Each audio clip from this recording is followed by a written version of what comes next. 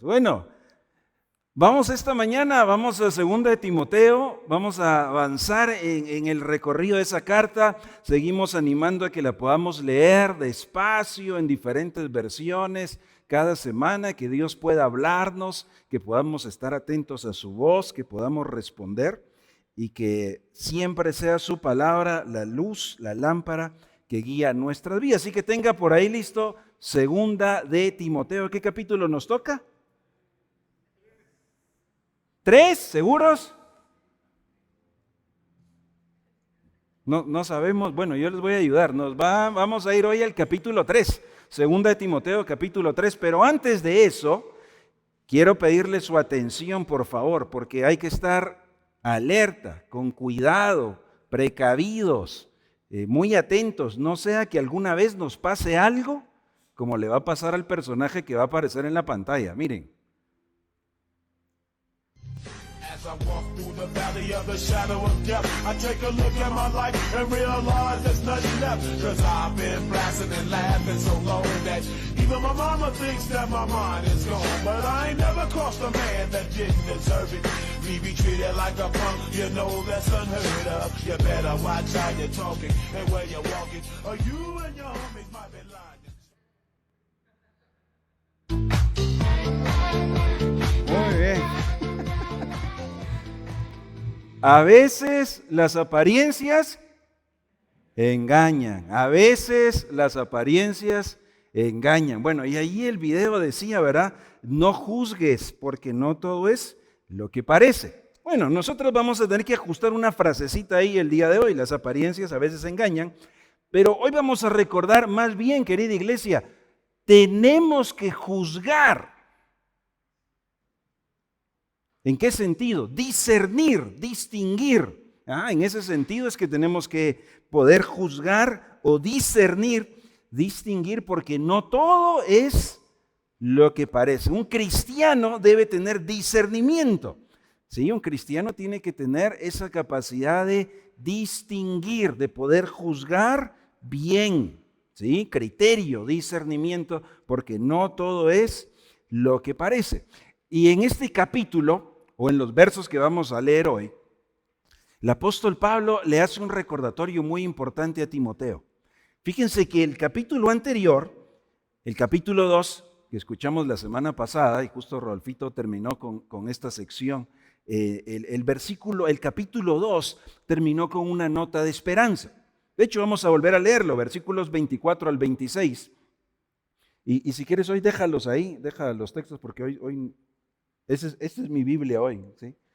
Quiero ver qué se siente acá. La nota del capítulo 2 terminó con esperanza. Miren la esperanza. El siervo del Señor no debe andar, ¿qué? Peleando. ¿Quiénes de acá son peleoneros? Digo, bueno, no. Ok, no hay que andar peleando. Es decir, la humildad del creyente, la gracia, la mansedumbre del creyente puede obrar cambios muy positivos. Más bien, debe ser amable con todos, capaz de enseñar y no propenso a irritarse. ¿Para qué? Versículo 25. Porque así humildemente va a poder corregir a los adversarios con la esperanza de que Dios les concede el arrepentimiento para conocer la verdad. Versículo 26. De modo que se despierten y escapen de la trampa en el que el diablo los tiene cautivos, sumisos a su voluntad. El capítulo 2 terminó con una nota de esperanza. Como creyentes, si con gracia, con amabilidad, con humildad podemos enseñar la verdad, podemos hacer que algunos vuelvan a la verdad. Entonces uno dice, wow, sí, de veras, vamos con eso, vamos con esa esperanza, que tus palabras y tu ejemplo puedan hacer que otros vuelvan a la verdad. Así que termina con una nota positiva. Pero ¿qué creen? El capítulo 3 va a plantar una advertencia. Y el capítulo 3 nos va a decir que aunque hay esperanza de que algunos puedan volver a la verdad, vamos a tener que tener mucho cuidado y saber distinguir porque algunos no. Es una nota muy difícil.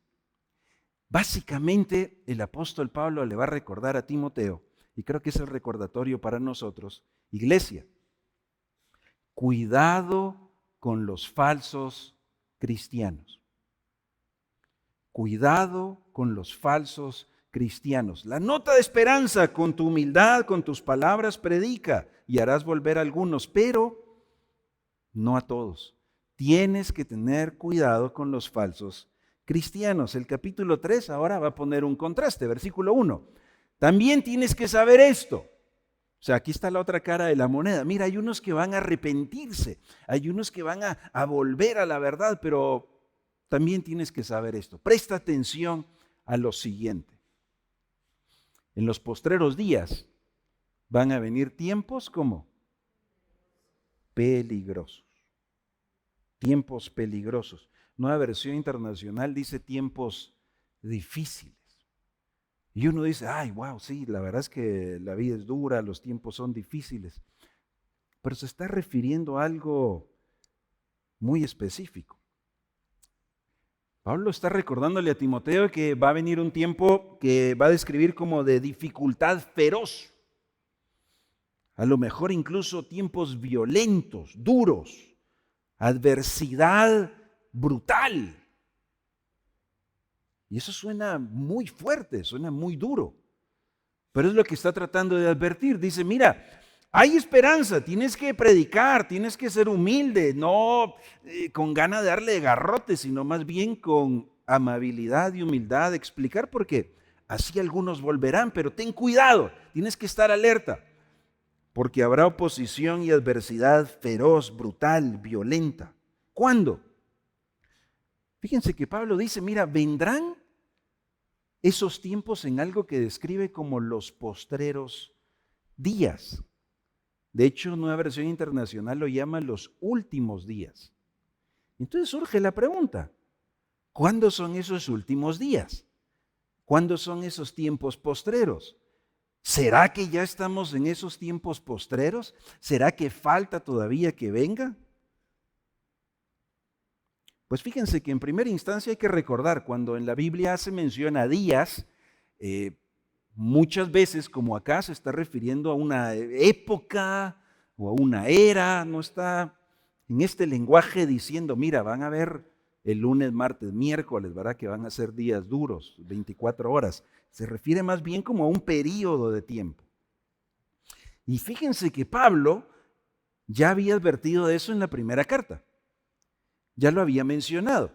En el 4.1 de la primera carta dice lo siguiente, 1 Timoteo 4.1, el Espíritu dice claramente, no hay duda, no hay confusión. En los últimos tiempos, ven que es un lenguaje para hablar de una época, una era. Algunos van a abandonar la fe para seguir inspiraciones engañosas, doctrinas diabólicas. Y cuando uno lee esa palabra, ahora dice, wow, algunas cosas así, oscuras, tenebrosas. Quiere decir de engaño. El calumniador, el diablo, engañador. En los tiempos postreros. ¿Será que ya estamos en esos tiempos? ¿Será que vendrán todavía más adelante? ¿Cuándo es que va a estar esta época dura o difícil? Pues miremos qué dicen otros autores bíblicos. Juan, por ejemplo, 1 de Juan 2:18. Hoy hay muchos textos bíblicos, así que qué bueno tenerlos aquí. Gracias, Héctor, por tu ayuda. Luego los invitaría a revisar la grabación que tenemos, y gracias a nuestro equipo de camarógrafos y William, que hace la edición, y todos los demás que participan de eso. Es un gran regalo que tenemos. La semana pasada, que no estuve acá, alguien me dijo, tenés que escuchar la reflexión de Rodolfito. Dije, muy bien, y eso hice, lo escuché. Qué regalo el que tenemos. Aprovechemos para escuchar la voz de Dios, lo que Él nos esté hablando. ¿Qué escribió Juan? Hijitos, ¿el último tiempo cuándo será o cuándo? Ya es. Juan dice, ya estamos ahí. Ya es el último tiempo. Y ustedes escucharon que el anticristo, todo lo que se opone a Cristo, viene, pues ya han surgido muchos.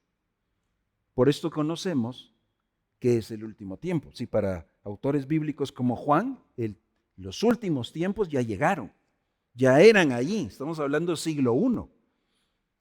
Por ejemplo, Pedro, ¿qué dijo?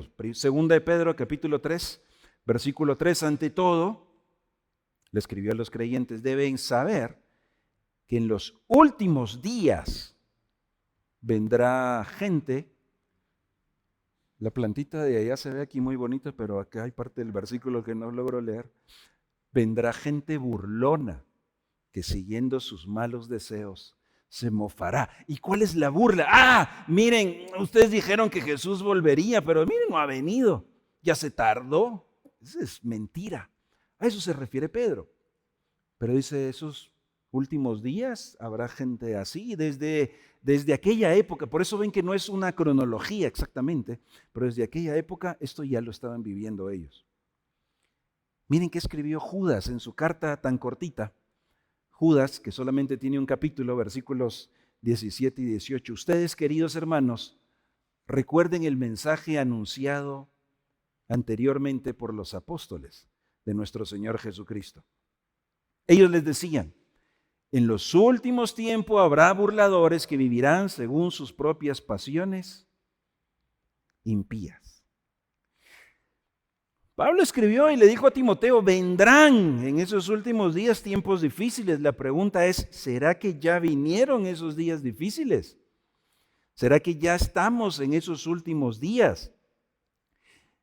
A veces, y esto es para hablar un poquito de lo que pasa en nuestra época contemporánea, pero cuando hay algún acontecimiento mundial, global, por ahí siempre se levanta alguna voz y dice, ya vieron, ahora sí estamos en esos últimos días.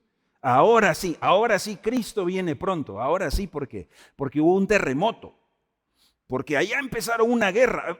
Ahora sí estamos. Parece que ya hemos estado y algunos no se habían dado cuenta. Algunos están esperando, ¿verdad?, otro tipo de cataclismo para decir, ahora sí. Es más, iglesia, ustedes recuerdan muy bien, lo hemos leído muchas veces, para todos los autores bíblicos, Cristo viene pronto, ya. Señor, ven pronto, ya es el momento. ¿Recuerdan cuando leíamos Tesalonicenses? Tan convencidos estaban que Cristo venía pronto que estaban preocupados que algunos habían fallecido en esos días, en esas semanas. Dice, y entonces, si Cristo viene ya, estos se lo perdieron. Y Pablo escribe, no. No es que no viene pronto, es que no se lo han perdido. Sí, porque los muertos en Cristo resucitarán primero. Qué privilegio y qué honor el que tienen. Pero ellos decían, y si ya es en esos días, ya va a ser. Para los autores bíblicos, Cristo viene pronto. Para los creyentes hoy, para nosotros, iglesia, Cristo viene pronto. Vive así. Hoy en la mañana estaba recordando, Cristo viene, y si fuese hoy, si esta semana, Cristo viene pronto. Eso es lo que deberíamos estar atentos. Pues de igual forma, parece que los autores bíblicos, cuando piensan los últimos días, dicen ya son. Vendrán, pero ya vinieron. Y no es tanto un aspecto cronológico, sino es un aspecto de estar atentos y estar alertas. ¿Será que ya vinieron? Miren lo que escribe el autor de Hebreos. Por cierto, esta semana me escribió un amigo y me dijo, tú dijiste en un foro que Hebreos lo escribió Bernabé. Me dice, ¿cómo llegaste a esa conclusión? Yo le dije, yo no dije eso. Me dijo, estoy segurísimo que lo dijiste. Me dice, no me acuerdo dónde, pero lo dijiste. Y le dije, pues yo no creo haber dicho eso porque no tengo cómo sostener eso. Yo no creo que es, o sea, no niego, pero tampoco puedo afirmar que fue Bernabé. Lo que yo debí haber dicho es que algunos dicen que pudo haber sido. Y me dice, no, dijiste que fue. Entonces le digo, siento decepcionarte. Uno, no me acuerdo. Y dos, no pude haber, es que no sé cómo afirmarlo. Pero Hebreos, de quien no sabemos quién lo escribió, y algunos dicen que puede haber sido Lucas o Apolos o Bernabé, que quede grabado aquí que hoy no estoy afirmando que fue Bernabé, pero el autor de Hebreos dice, Dios, que muchas veces y de varias maneras habló a nuestros antepasados en otras épocas, por medio de los profetas, ¿qué hizo ahora? en estos días finales. Parece que para los autores bíblicos esos días finales ya son y seguirán siendo. Es decir, iglesia, estamos en esos días difíciles, finales, en esos últimos tiempos, pero nos ha hablado por medio de su Hijo. A este lo designó heredero de todo y por medio de él hizo el universo. Ya son. En Hechos capítulo 2, cuando viene esa manifestación del Espíritu y aquellos hablan en lenguas y hay lenguas de fuego incluso sobre ellos, cuando Pedro se para a hablar, hace eco a una profecía que encontrábamos en el libro de Joel. Hechos capítulo 2, versículo 16. En realidad lo que pasa es lo que anunció el profeta Joel. Sucederá que en los últimos días, o sea, Pedro dice, se está cumpliendo esta profecía. Dice Dios, derramaré mi espíritu sobre todo el género humano y profetizarán sus hijos y sus hijas, los jóvenes tendrán visiones y los ancianos tendrán sueños. No sueño, esa es otra interpretación ahí. Sueño tienen varios, pero sueños. Los tiempos postreros, los tiempos peligrosos, los tiempos difíciles de adversidad y de oposición, ¿cuándo son? Ya, ahora, estamos. ¿Estás listo? ¿Estás preparado? ¿Vas a estar firme y vas a resistir y vas a estar hasta el final fiel al Señor en los tiempos difíciles? ¿O no nos habíamos dado cuenta? ¿O estábamos distraídos? ¿O estamos pensando que eso es otro día para otra gente, otra época, tal vez allá muy apocalíptico? Estás bajo peligro. Estás en tiempos difíciles, de una dificultad feroz, violenta, adversa. Estamos todos nosotros en esa época. Ahora, ¿cuál es el peligro? ¿Qué es lo que enfrentamos hoy? ¿Y para qué cosas tienes que estar listo hoy? ¿Qué cosas podrían ser ese peligro o esa adversidad? Pues fíjate que en una frase la vamos a llamar los falsos cristianos. Falsos cristianos. Qué terrible, qué frase tan contradictoria. Pues si es cristiano, ¿por qué tendríamos que explicar o aclarar que es un verdadero cristiano? Cristiano de verdad, seguidor de Cristo de verdad. Hay seguidores de Cristo de mentira y seguidor de Cristo de verdad. Interesante, ¿verdad? Qué contradicción. Mantente alerta de los seguidores de Cristo de mentira. ¡Wow! Yo pensé que había que estar alerta al diablo feo, ¿verdad? Feroz y a las bestias apocalípticas y a los demonios también. Ya lo recordamos, Efesios capítulo 6, hay todo un ejército bien organizado para destruirnos. Invisible. Sí, ya recordamos, hay un león rugiente. Pero acá, el tiempo duro, difícil, es que hay cristianos no verdaderos. Y Timoteo, vas a tener que estar muy alerta. Vas a tener que mantener la esperanza de predicar con amabilidad para que algunos vuelvan a la verdad, pero algunos no volverán porque son cristianos falsos. Y vas a tener que discernir y distinguir y no va a ser tan fácil. Fíjense que menciona 18 características. Algunos autores lo llamaron 18 vicios. No vaya a pensar como adicción a sustancias, ¿verdad? Se refiere como a 18 males, evidencias. ¿Cómo distinguían ellos en siglo I? No tenían el Nuevo Testamento, estaba escribiendo, tenían el Antiguo. ¿Cómo distinguían si alguien era cristiano verdadero o cristiano falso? ¿Cómo distinguían si alguien era predicador verdadero o predicador falso? ¿Cómo distinguían si alguien era un maestro verdadero o maestro falso? Siempre la exhortación fue, escucha lo que habla y mira lo que vive. Si notas una disrupción ahí, duda de su evangelio. Puede ser un falso maestro, puede ser un falso cristiano. Si no ves congruencia, alerta, cuidado. ¿Por qué? Porque el evangelio verdadero transforma vidas, porque el evangelio verdadero te hace nacer de nuevo, porque el evangelio verdadero es una transformación radical, es un regénesis, nacer de nuevo. El evangelio falso, evangelio mentiroso, evangelio tramposo, semi-pseudo evangelio, eso no transforma.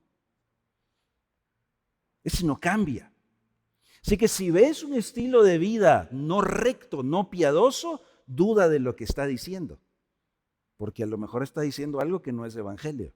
¿Hace sentido? La ortodoxia, la sana doctrina, te lleva a una ortopraxis, a una sana práctica.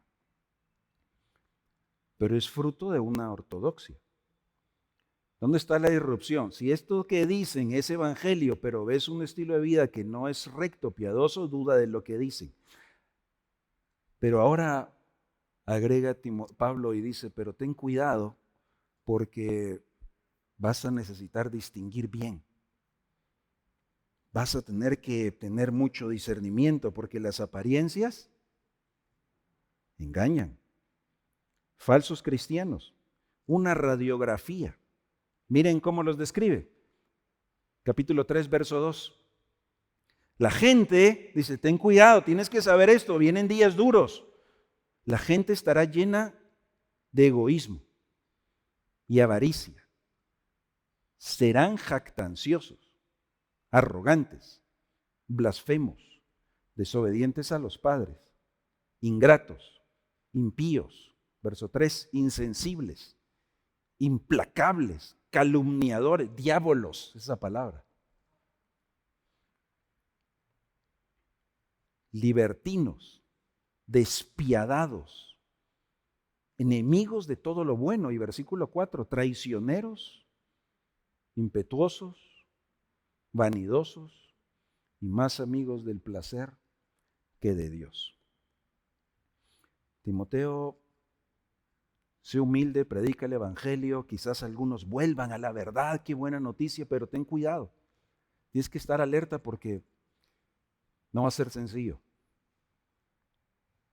La oposición, dificultad o la trampa es que habrá algunos que por dentro, en esencia, su ser estará más enfocado en... No nos vamos a detener hoy a ver todas las palabras que están ahí. Yo los invitaría a hacer una lectura minuciosa de ello y asustarnos, ¿verdad?, con esa descripción. Sin duda es una descripción de lo que se estaba viviendo en Éfeso en ese tiempo. Pero si pudiéramos resumirlo, diríamos más orientados a un amor por sí mismos que a un amor a Dios. Más orientados a un amor por sí mismos. O sea, lo que estamos leyendo ahí parece una descripción del hombre natural, el hombre sin Cristo, el hombre con su naturaleza pecaminosa, lleno de maldad, un corazón malo. Parece más la descripción de un no creyente, alguien que no conoce a Dios, que no tiene temor de Dios. La advertencia y el peligro es que, dice Pablo, en realidad están entre nosotros. Por eso es que tienes que tener discernimiento y poder juzgar, porque no están lejos, ni siquiera los días, ni estas personas. Dice, están cerca. Versículo 5. Es que tienen apariencia de rectitud, de piedad. La palabra piedad que utiliza aquí el apóstol Pablo es devoción, devoto. Es la misma palabra donde tenemos el sentido de religión. ¿Sí? Tienen una apariencia. Es una descripción del exterior que se puede aparentar, se puede fingir. En los versículos anteriores nos acaba de escribir el corazón, el ser interior. Dice, pero ten cuidado porque eso que está allá adentro se maquilla y aparentan devoción, piedad, una religión honesta, pura. La palabra ahí es Eusebías, de donde tenemos el nombre Eusebio, ¿verdad? Devoto. Pero van a negar la eficacia o el poder de esa piedad. Entonces, ¿qué está tratando de advertir Pablo? Es que ten cuidado porque el peligro no está solamente allá lejos. Timoteo, ten cuidado porque el peligro está aquí muy cerca, en la misma comunidad de creyentes. Wow, qué duro decir algo así. O sea, decir que entre los hermanos ahí en Éfeso, entre la comunidad de cristianos, había algunos falsos cristianos, falsos maestros, pero no parecen. Se ven muy bien, se ven muy religiosos, se ven muy devotos, pero el corazón no ha sido transformado, el corazón sigue con esa maldad. El poder, la eficacia, aquí es el poder del Evangelio, que no me avergüenzo del Evangelio porque es poder de Dios para salvación. Se ten cuidado. Es más, estos falsos cristianos fingían, ¿verdad? Y se aprovechaban. Miren lo que escribió Pablo en 1 Timoteo capítulo 6. Versículo 3 en adelante. Si alguien enseña falsas doctrinas apartándose de la sana enseñanza de nuestro Señor Jesucristo y de la doctrina que se ciña a la verdadera religión o devoción o piedad, Eusebías, es un obstinado que nada entiende. Ese tal padece del afán enfermizo de provocar discusiones inútiles que generan envidias, discordias, insultos, suspicacias, y versículo 5 dice, y altercados entre personas de mente depravada, carentes de la verdad. Este es de los que piensan que la religión o la devoción, la piedad, es un medio para sacar plata. En esencia, amor por sí mismo y no amor a Dios. Y ahí están todas las evidencias. Esa era la forma en la que tenían que tener discernimiento y distinguir. Lo repitió en la carta a Tito, capítulo 1, versículo 16. Estos falsos cristianos o falsos maestros profesan, quiere decir dicen, verbalizan, conocer a Dios, pero con los hechos, ¿ven la disrupción entre ortodoxia y ortopraxis? Dicen evangelio, dicen, pero no es cierto. Siendo abominables, rebeldes, reprobados en cuanto a toda buena obra. ¿Qué es lo que ha pasado? Es que ha habido una resistencia no a lo externo de la piedad, no a la apariencia de la religión, sino a la esencia en el corazón. Es una resistencia a Cristo y a su evangelio. Porque ese evangelio tiene poder para transformar, tiene poder para darnos vida nueva, abundante y eterna. No me avergüenzo del evangelio porque es poder de Dios. Y la conclusión en esta exhortación, muy dura. Timoteo, evítalos. Timoteo, evítalos. La palabra significa da la vuelta. No sé quiénes tienen ahí el sticker de un nene que va así corriendo y de repente algo mira y dice, y se regresa. ¿Tienen ese sticker? Si no, se los vamos a mandar en el chat de la iglesia. Buenísimo. Así el nene y Timoteo, cuidado con los falsos cristianos. Evítalos, da la vuelta. Eso es lo que significa.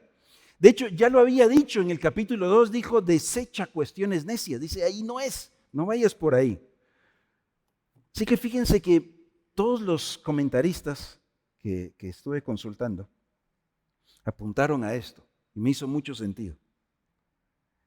No solo es una exhortación de Timoteo, dice, mire, No puede haber comunión ahí, sino es una exhortación eclesiástica para Timoteo. Timoteo, como responsable de guiar a esa comunidad de creyentes, recibe esta exhortación. Y recuerden que posiblemente muchos personajes en esa comunidad de cristianos querían influencia, querían protagonismo. En la primera carta dijo, si alguien quiere liderazgo, ¿verdad? Qué bueno, pero se requiere, y hay hay un perfil. Posiblemente muchos querían liderazgo, querían figurar, querían hablar,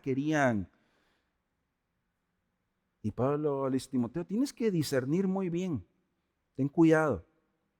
Algunos incluso dicen que habla acerca de un llamado a una cierta disciplina eclesiástica, una advertencia, cómo manejar los falsos maestros o falsos cristianos. Para estar firmes hasta el final, fieles al Señor, hermanos, tenemos que estar alertas.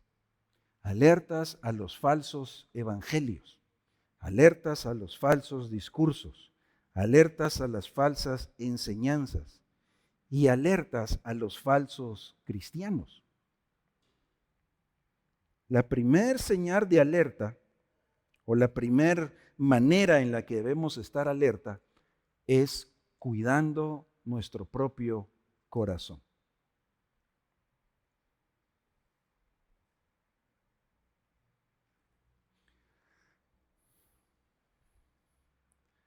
¿Soy yo un falso cristiano?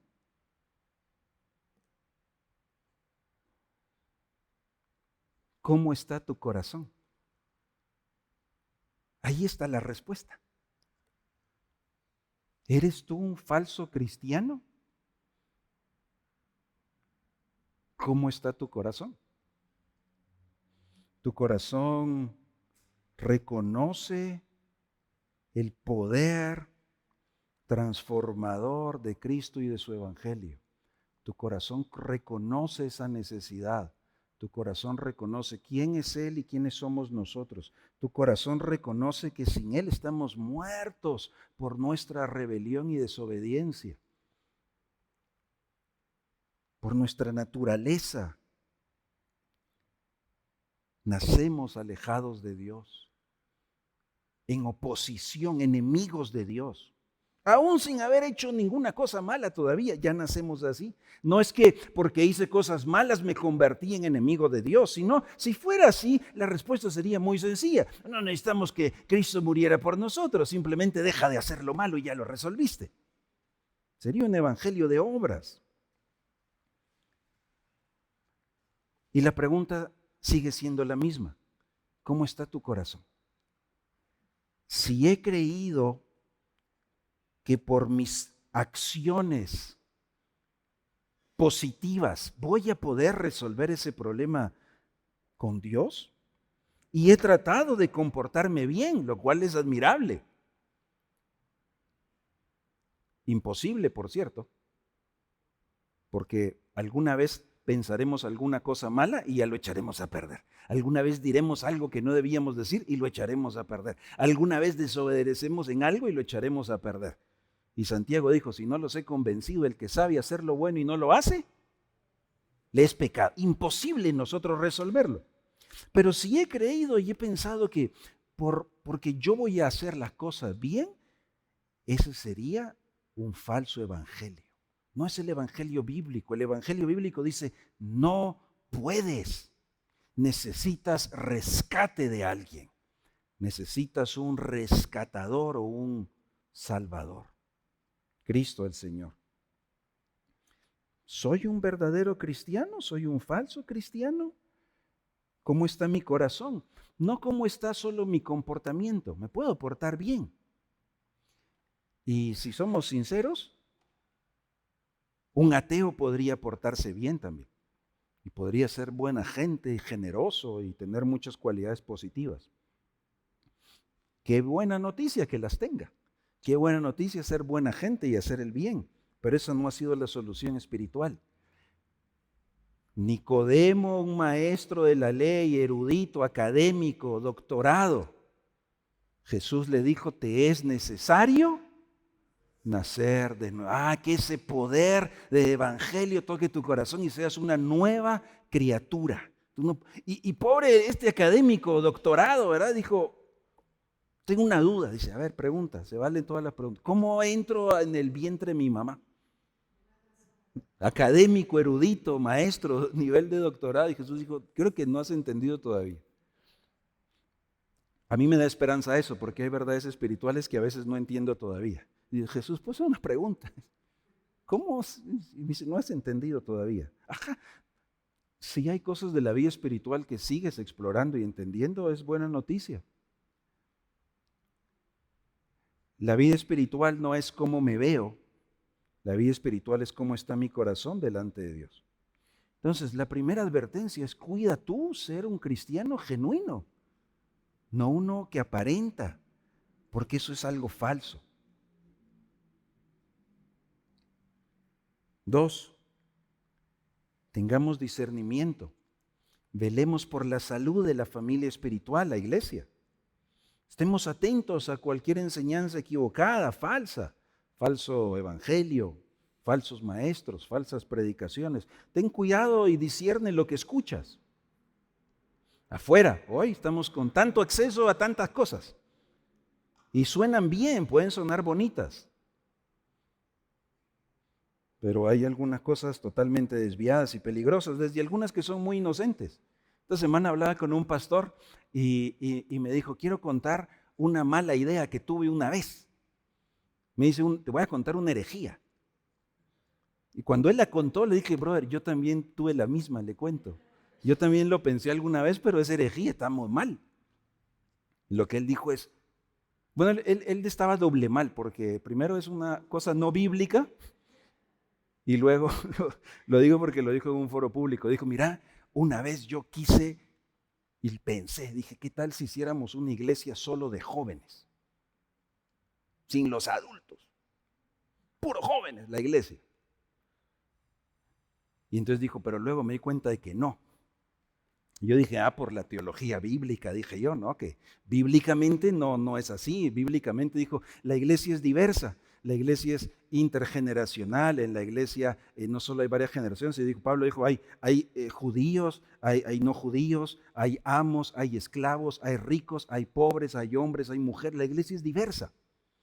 Entonces cada vez que alguien dice una iglesia solo de, no es bíblico, no es bíblico. Entonces yo pensé que él iba a decir por una razón bíblica, teológica, dice, no, pero luego me puse a pensar, no puede haber una iglesia sin adultos porque los adultos tienen la plata, dijo. Los jóvenes no tienen plata. Entonces me di cuenta de que no, y dije, bueno, doble error, ¿verdad? Pero un falso evangelio, falsa verdad bíblica, no es verdad.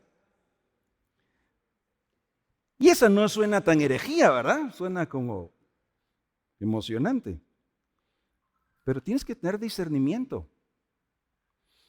Tienes que cuidar tu corazón, cuidar tu mente, lo que escuchas, lo que hablas, lo que crees, cómo sirves a Dios, cómo amas a tu hermano, cómo te relacionas, cómo sirves en esta familia espiritual, cómo predicas el evangelio y cómo respondes delante de Dios. ¿Saben cuál es la clave? Vamos a terminar aquí con este pasaje. Los invito a leer el resto del capítulo, pero solo hay una clave y es la que siempre vamos a recalcar y la que tenemos que practicar. Está al final de ese mismo capítulo y la semana próxima escucharemos algo que lo va a reforzar todavía más. Segunda de Timoteo 3, versículo 14. Pero tú, Timoteo, tú permanece fiel, firme en lo que has aprendido. Sigue manteniéndote firme. Cuidado, hay error, podrías no estar firme. Solo porque ya lo sabes no es suficiente. Tienes que seguir constantemente asegurándote de que estás firme. Solo porque sabes Biblia no quiere decir que estás firme. Tienes que seguir estando convencido de ello, porque va a haber cosas que van a tratar de confundirte. Y tú sabes de quién lo aprendiste, versículo 15. Tú desde la niñez, cuánto aplaudimos y admiramos que nuestros niños memoricen la palabra. Por eso recalcamos eso. Y a los adultos, ¿cómo nos cuesta? Y estamos ocupados y se nos va la onda. Y se nos olvida, decimos, no, yo ya no puedo, eso ya no es para mí. ¿Quieres estar firme? Tienes que estar en la palabra. Nos ofrezcan chocolates o no. Ahí está la bolsita. Uno dice, no, pues que mírate. La única clave para que cuides tu corazón y para que estés firme con todo este engaño feroz que enfrentamos es estando y conociendo las Sagradas Escrituras, porque ellas nos van a dar la sabiduría necesaria para conocer a Cristo Jesús, el Salvador, el Rescatador, y ser librados de la muerte. Miren, Pablo pudo haber dicho, bueno, qué bueno que tú ya sabes, ya estás. Usted ya supo, ya repitió, ya memorizó, ya está. Listo, cero peligro. Ya está, solo había que pasar de acá para acá. No sabía, ya lo sabe, se acabó, listo. No. Timoteo, estás bajo peligro y la iglesia está bajo peligro. Tienes que mantenerte firme, tienes que mantenerte convencido de la verdad. Ya las sabías, pero las tienes que seguir sabiendo hoy. Estamos bajo peligro. Nuestro corazón está bajo peligro. Tienes que seguir conociendo quién es Dios y qué está haciendo en tu vida, porque solo así vamos a responder. Tienes que seguir muy atento a esa lámpara y esa luz para el camino, porque en medio de toda esta confusión, en medio de toda esta adversidad de falsedad, tenemos una misión que cumplir, tenemos un Dios a quien servir y tenemos muchas distracciones que enfrentar. La vida es dura, no es fácil. Las crisis son fuertes, son agudas. Y puede haber momentos en los que nos vamos a sentir solos incluso, en los que no vamos a ver la salida, en los que a lo mejor vamos a pensar que el Señor ya se olvidó de nosotros. Porque hemos orado y le hemos pedido algo, pero Él no contesta.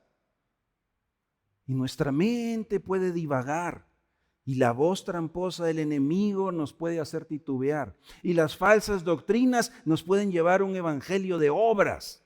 Decirnos que es porque no hemos tenido suficiente fe, que es porque no hemos hecho suficientes cosas para el Señor, que es porque el Señor está ofendido con nosotros. Pero ¿cuál es la verdad bíblica?